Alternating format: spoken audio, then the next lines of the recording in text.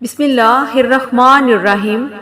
ناظرین، آج کی اس ویڈیو میں ہم آپ کو حضرت عمر رضی اللہ عنہ کے جلال اور بہادری کے بارے میں بتائیں گے۔ حضرت عمر رضی اللہ عنہ شجاعت، اطاعت اور قناعت میں بے مثال تھے۔ تیر اندازی اور خطابت میں آپ سے بڑھ کر کوئی نہ تھا۔ آپ نے اسی دور میں ہی پڑھنا لکھنا سیکھ لیا تھا۔ تجارت کے لیے دور دراز ممالک میں جاتے، جس سے آپ کو بے پناہ تجربات حاصل ہوئے۔ یہی وجہ تھی کہ اگر قبائل میں معمولی رنجشیں پیدا ہو جاتی تو آپ اپنے بلند حوصلے سے بہت جلدی ان معاملات کو حل کر دیا کرتے تھے۔ حضرت عمر رضی اللہ عنہ جب 27 برس کے ہوئے تو ریگستان عرب میں اسلام کا سورج طلوع ہوا۔ مکے کی وادیوں سے توحید اسلام کی صدائیں بلند ہونے لگی۔ عرب والوں کے ساتھ ساتھ آپ بھی اسلام کو سخت ناپسند کرتے تھے، یہاں تک کہ اگر آپ کو پتہ چلتا کہ فلاں مرد یا عورت مسلمان ہوا ہے تو اس کی جان کے دشمن بن جاتے۔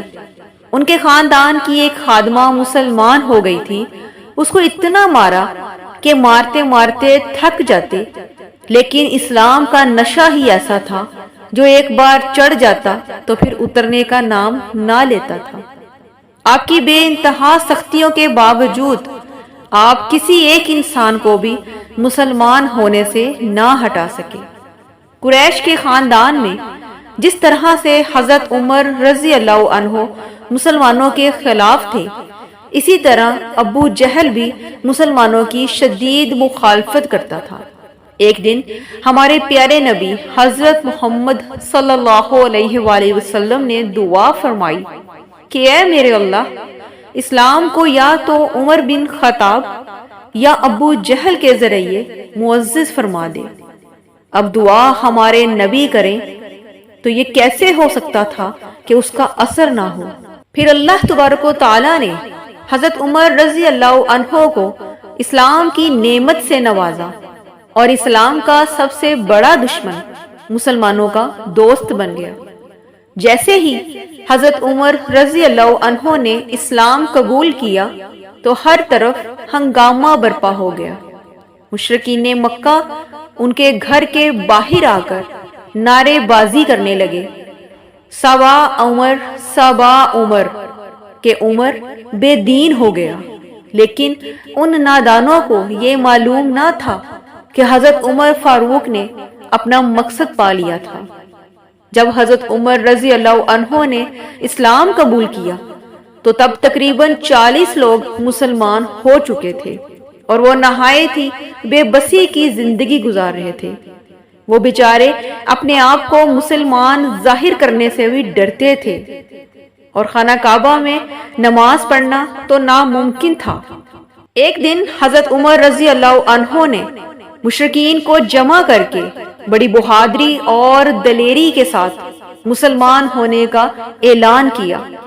ان میں سے کسی میں اتنی ہمت نہ تھی کہ کوئی آپ کے سامنے کھڑا ہوتا یا اختلاف کرتا اور پھر یہ اعلان کیا کہ اب نماز کعبہ شریف میں ادا کی جائے گی۔ یہ ایسا موقع تھا کہ مسلمانوں نے خانہ کعبہ میں نماز ادا کی۔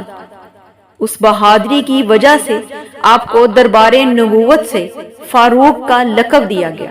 مسلمان نبی پاک صلی اللہ علیہ وآلہ وسلم کی اجازت سے مختلف ممالک میں ہجرت کرنے لگے۔ کئی مسلمانوں نے تو خفیہ ہجرت کی، کیونکہ مکہ میں مسلمانوں کی زندگی مشکل سے مشکل ہوتی جا رہی تھی۔ پھر حضرت عمر رضی اللہ عنہ نے بھی حضور پاک صلی اللہ علیہ وآلہ وسلم سے ہجرت کی اجازت مانگی۔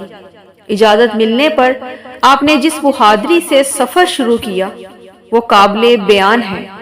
آپ نے اپنی گردن میں تلوار لٹکائی، تیروں کو اپنے ہاتھ میں رکھا اور کعبہ شریف کے پاس آ کر 2 نفل ادا کیے۔ وہاں مشرکین مختلف جماعتوں میں تقسیم ہو کر خانہ کعبہ کے ارد گرد بیٹھے ہوئے تھے۔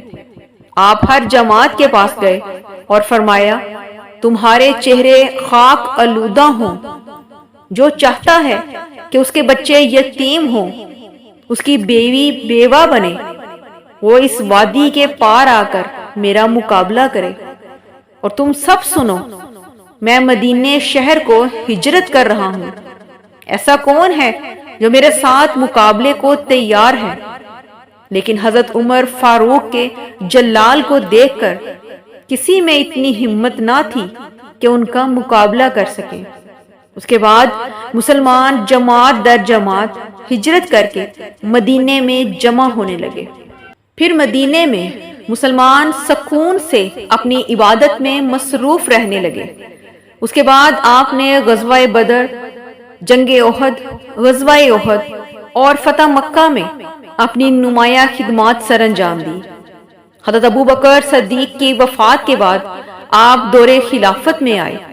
آپ نے اپنے دور خلافت میں روم، عراق، فارس، ایران، شام اور بیت المقدس جیسی عظیم سلطنتوں کو فتح کیا اور پوری دنیا میں اسلام کا جھنڈا بلند کر دیا۔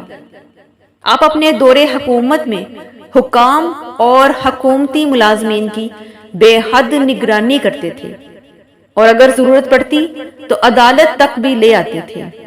عشائر اسلام کے لیے آپ کی قربانیاں بے حساب ہیں۔ آپ نے اپنی حکومت میں قرآن پاک پڑھانے کے لیے درس و تدریس کا انتظام کیا اور مختلف جگہوں پر بہت سے معلم مقرر فرمائے۔ مسجد نبوی اور خانہ کعبہ کی توسیع کی۔ آپ کے دور خلافت کا نمایاں وصف عدل و انصاف تھا۔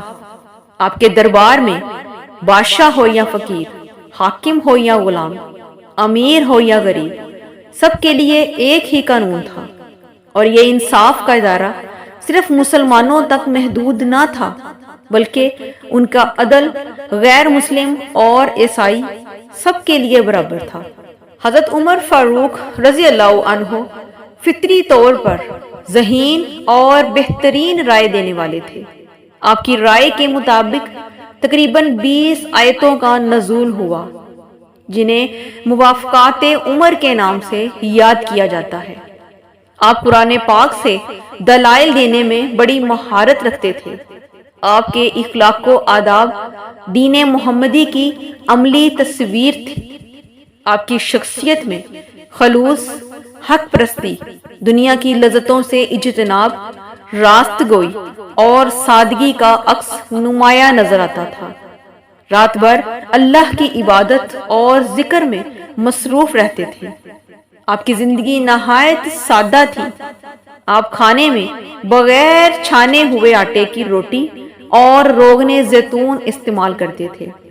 دور خلافت میں آنے کے بعد نہایت محتاط ہو گئے تھے۔ خاکساری کا یہ عالم تھا کہ کاندھے پر مشکیزہ رکھ کر بیوہ عورتوں کے لیے پانی بھر کر لاتے تھے۔ آپ کی زندگی رحم دلی سے بھرپور تھی اور اپنے بیوی بچوں سے بے حد محبت کرتے تھے۔ ایک دن ایک پارسی غلام نے اپنے آقا کے بھاری موصول کی شکایت کی۔ اس کی شکایت بے جان تھی، اس لیے آپ نے توجہ نہ دی۔ اس بات پر وہ پارسی شدید غصے میں آ گیا اور صبح کی نماز کے وقت آپ پر خنجر سے حملہ کر دیا، اور اس نے مسلسل 6 بار وار کیا۔ آپ کا زخم اس قدر گہرا تھا کہ آپ برداشت نہ کر سکے، اور 3 دن بعد محرم کی پہلی تاریخ اور ہفتے کا دن تھا، اور اس دن اسلام کا ایک عظیم الشان چراغ بجھ گیا۔ ناظرین، اسی امید کے ساتھ اجازت دیں کہ آپ کو ہماری آج کی ویڈیو پسند آئی ہوگی۔ میری دعا ہے کہ اللہ تعالی ہم سب کو نیک کام کرنے کی توفیق عطا فرمائے، میرا سنانا اور آپ کا سننا قبول و منظور فرمائے، آمین ثم آمین۔